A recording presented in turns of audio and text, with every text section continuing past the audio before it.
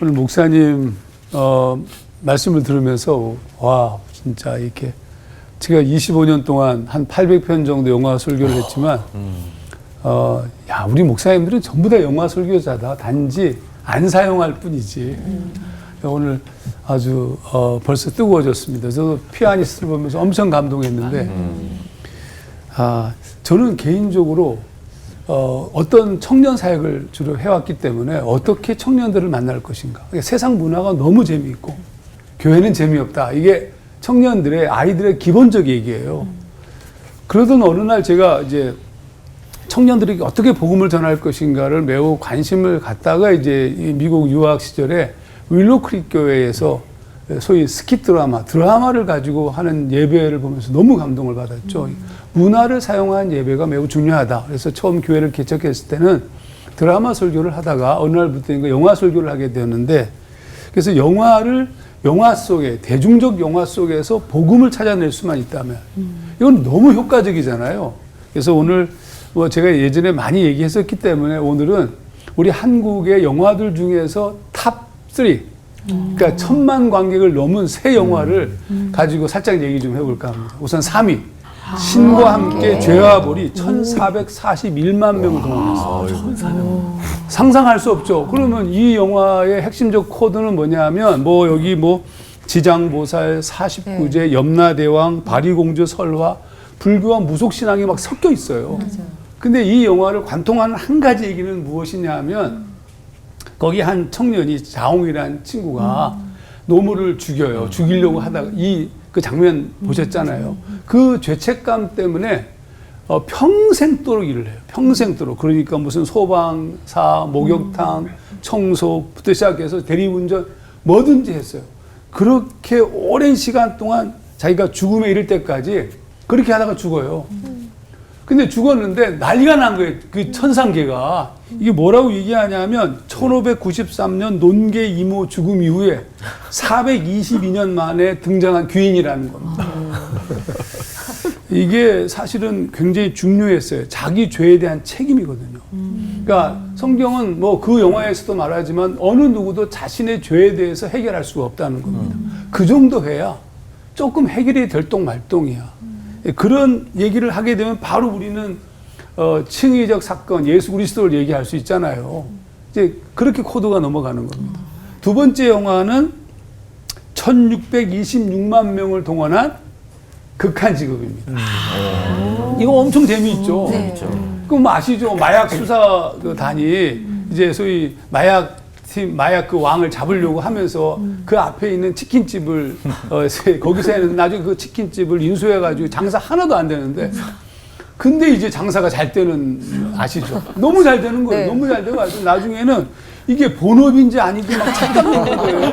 그래서 이 난국을 타개하기 위해서 1,600원, 16,000원짜리 치킨을 36,000원 올렸어요. 근데 더 몰려와.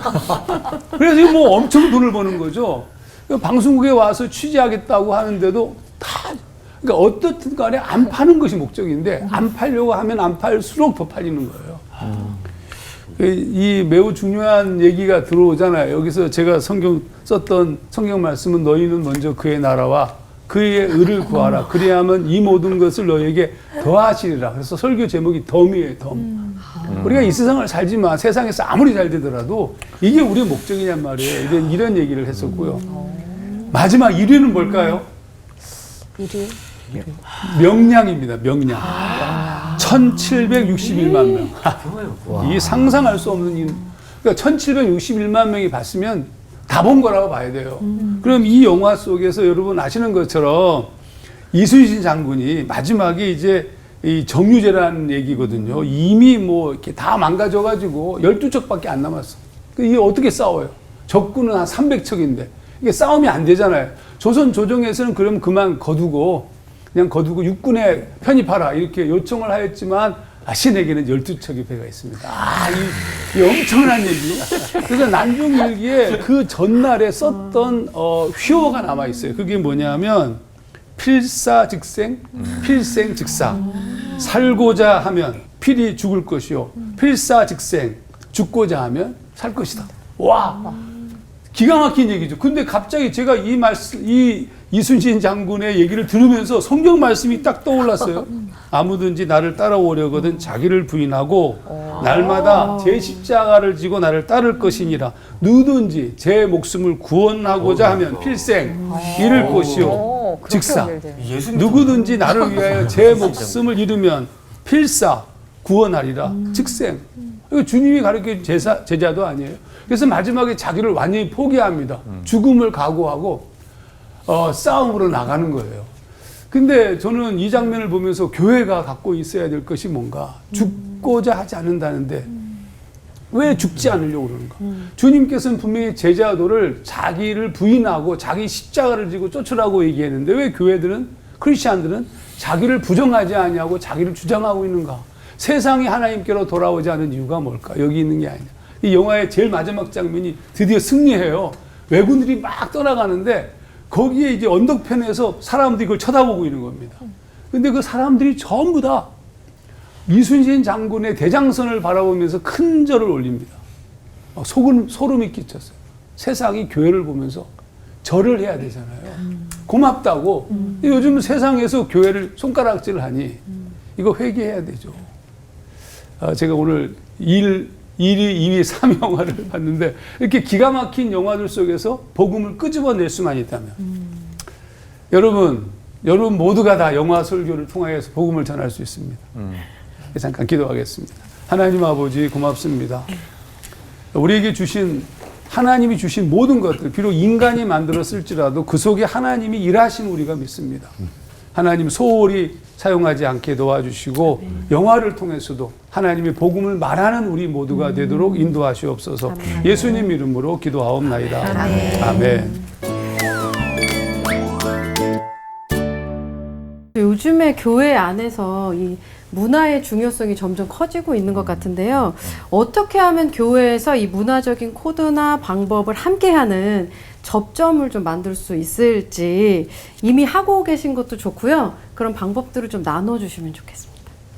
영화 예를 들어서 이제 학교 앞에 얼리버드 예배라고 대학교 앞에 아이들이 이제 학교를 가야 되잖아요. 그러면 7시에 그 커피숍 그때는 엔젤리너스 커피숍에서 거기서 이제 짧게 편집되어진 한 10분 정도 영화를 보여주고 그 다음에 샌드위치와 커피를 그냥 공짜로 제공하고 그 다음에 제가 얘기한 다음에 서로 토론할 수 있는 이런 형태의 방식도 있고요. 그 다음에 영화 저는 교회적으로 뭐 영화로 하는 큐티라든지 뭐 많죠. 근데 저희 교회 일 중에 제가 이제 어느 그 집사님이 남편 10주기 우리 교회 원래 다니던 분은 아니고 한 7년쯤 되셨어요.